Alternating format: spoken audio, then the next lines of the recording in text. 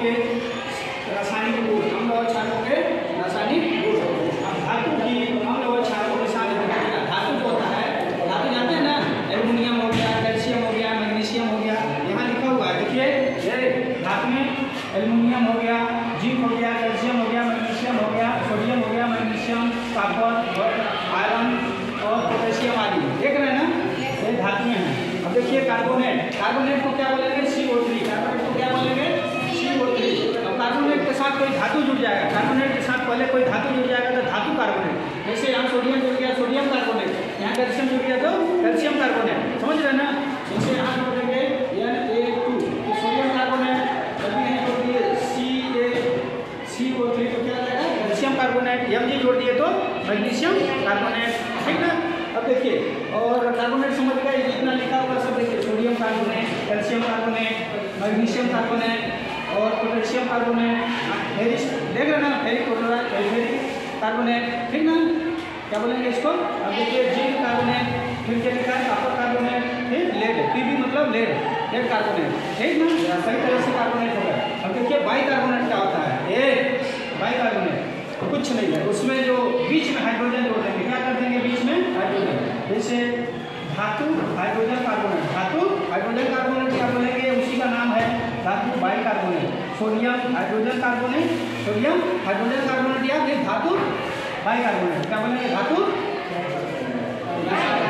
इसी को धातु बाई कार्बोनेट बोल गया, धातु हाइड्रोजन कार्बोनेट। ये सोडियम हाइड्रोजन कार्बोनेट और ये कैल्शियम हाइड्रोजन कार्बोनेट या कैल्शियम बाई कार्बोनेट, क्या बोलेंगे, कैल्शियम बाई कार्बोनेट बोले चाहे हाइड्रोजन कार्बोनेट, ठीक ना, आपको समझ में आ जाएगा। अब देखिए रबड़, रबड़ तो सब लोग जानते होंगे, NaCl साधारण नमक जो खाते हैं हम लोग, KCl पोटेशियम क्लोराइड, SO4 मतलब क्या आ जाएगा, पोटेशियम सल्फेट, सल्फेट को क्या बोलते हैं, SO4, सल्फेट को क्या बोलेंगे, SO4, ये सल्फेट है, क्या है ये सल्फेट, ये किसी धातु के साथ जुड़ जाता है, जिसको बोलेंगे, देखिए जैसे जुड़ गया है यहाँ पोटेशियम, इसके पहले जुड़ गया, कोई धातु जुड़ गया पहले तो क्या हो जाएगा, पोटेशियम सल्फेट, क्या हो जाएगा, पोटेशियम सल्फेट, ठीक ना। और देखिए कॉपर सल्फेट, पूरा है ना, मैग्नीशियम सल्फेट।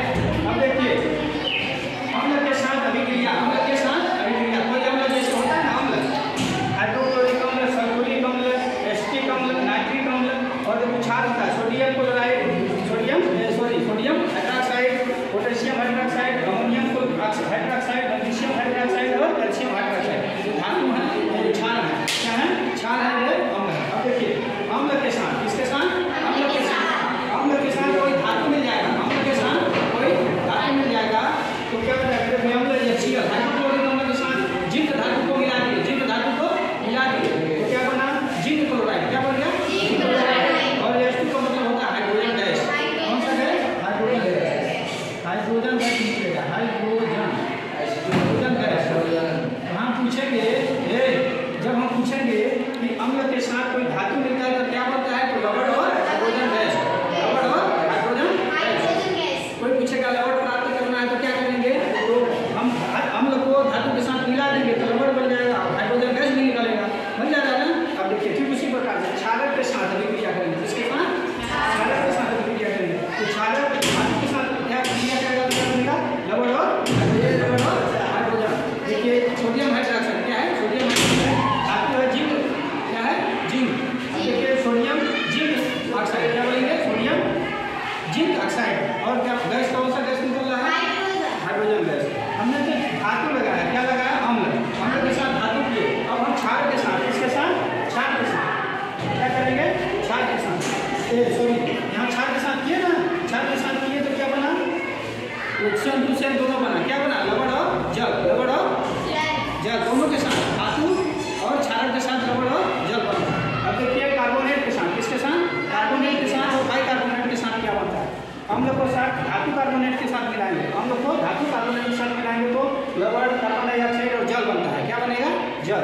देखिए सोडियम हाइड्रोक्लोरिक अम्ल को धातु कार्बोनेट कभी बनाएगा, कार्बोनेट के साथ CO3 के साथ कोई धातु मिला देंगे तो धातु कार्बोनेट हो जाएगा। तो देखो सोडियम कार्बोनेट, सोडियम क्लोराइड और कार्बन डाइऑक्साइड है, CO2 को क्या बोलेंगे, कार्बन डाइऑक्साइड, क्या बोलेंगे, कार्बन डाइऑक्साइड, कार्बन डाइऑक्साइड। और ये मतलब जल, मतलब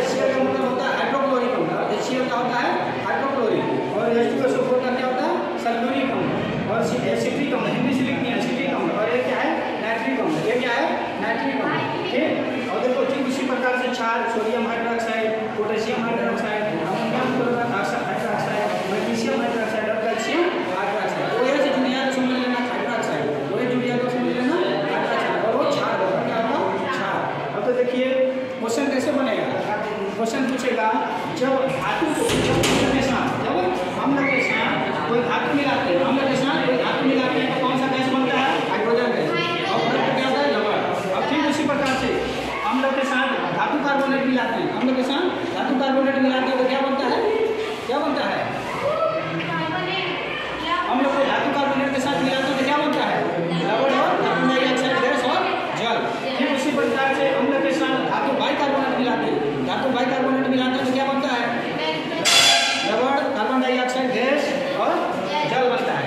तो देखो सिंपल सा बात है, धातु जो धातुएं होती हैं, धातुएं जो होती हैं, धातु जो है ना उस साइड धातु को अम्ल या क्षार के साथ मिलाएंगे तो क्या बन रहा है? अंतिम में लवण और हाइड्रोजन गैस, लवण और हाइड्रोजन गैस। लेकिन वहीं क्षारक अम्ल लिखा है ना, अम्ल के साथ धातु कार्बोनेट, अम्ल के साथ धातु कार्बोनेट मिलाते हैं तो लवण और कार्बन डाइऑक्साइड गैस और जल बनता है।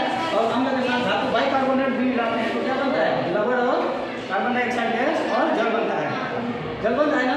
लेकिन वहीं क्षार धातु कार्बोनेट और धातु बाइकार्बोनेट के साथ क्रिया नहीं करती है। ठीक ना? इसको जाके देखिएगा आराम से, वीडियो जो बना है। ठीक, कोई दिक्कत होगा तो बताइएगा, ध्यान से सुनिएगा, इसको ध्यान से देखिएगा, कुछ नहीं है इसमें। देखिए अम्ल के साथ क्रिया करेगा, ये कोई धातु अम्ल के साथ क्रिया करेगा तो लवण और हाइड्रोजन गैस बनेगा। और क्षार को क्रिया करेगा तो क्या करेगा? क्षार जो है ना धातु के साथ क्रिया करेगा, धातु क्षार के साथ क्रिया करेगा तो लवण और हाइड्रोजन गैस। हम पूछेंगे कोई भी धातु अम्ल के साथ क्रिया करती है, कोई भी धातु अम्ल के साथ क्रिया करेगी तो क्या बनेगा? लवण और हाइड्रोजन गैस, लवण और हाइड्रोजन गैस। और वहीं धातु कार्बोनेट अम्ल के साथ क्रिया करेंगे तो कौन सा गैस बनेगा? कार्बन डाइऑक्साइड, लवण, कार्बन डाइऑक्साइड गैस और जल। ठीक ना? बाइकार्बोनेट भी वही देता है, बाइकार्बोनेट भी वही देता है।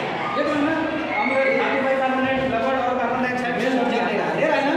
और क्षारक होते हैं धातु कार्बोनेट और धातु बाइकार्बोनेट के साथ क्रिया नहीं करते हैं। तो कार्बोनेट बनाना सीख गए, धातु पहचानना सीख गए। और देखिए धातु हाइड्रोजन कार्बोनेट या धातु बाइकार्बोनेट एक ही चीज़ है, देख रहे हैं ना, धातु हाइड्रोजन कार्बोनेट या धातु बाइकार्बोनेट। ठीक है।